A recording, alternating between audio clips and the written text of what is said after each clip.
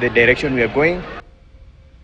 Right now, Geothermal Development Company has entered into an agreement with a private company for the establishment of the country's first ever direct use at an industrial scale. The company, Karsan Ramji, will set up a cement factory near Menengai crater in Nakuru and has been allocated steam wells from which it will generate electricity. Now, it will further use the resultant brine in preheating various components used in the manufacturing process, with the factory expected to create over 1,000 jobs.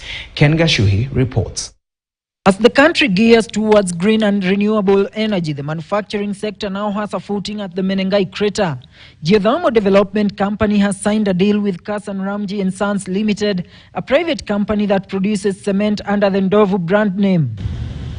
In the 20-year agreement, GDC will allow the private company to use some of the steam wells drilled at Menengai crater for electricity generation and heating. GDC will supply 40 tons per hour of geothermal steam.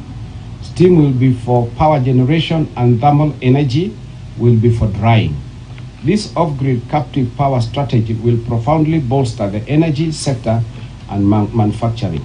It looked a bit difficult, but after a lot of persuasion and ideas coming put together, it was decided that we can produce cement from geothermal steam. Dr. George Muya, the project lead, says that the company targets to complete the construction of a 4 megawatts power generation unit and the cement factory in the next 3 years. The factory will have a capacity of between 600 to 800 tons of cement per day, and will directly employ approximately 120 people and indirectly over 1,500 people. This will be a first of its kind factory, as it will fully rely on green energy at a time when the world is grappling with the negative effects of industrial pollution due to use of fossil fuel.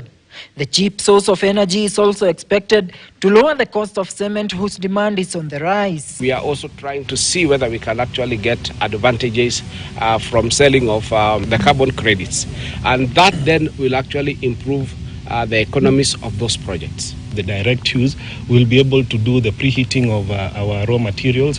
That should bring down the cost by about 20 to 30%, although that's still a conservative and a very early estimate. Over 300 acres of land near Menengai crater have been set aside for the establishment of an industrial park that will tap from the geothermal energy. We have found a lot of people expressing a lot of interest, but when it comes now to the nitty-gritties, we find that sometimes they are failing in the area of technology. Sometimes people don't believe that it is doable, and that's why this first project is so helpful for us. Ken Gashuhi, KTN News. Right now, Fiber Home Technologies Company Limited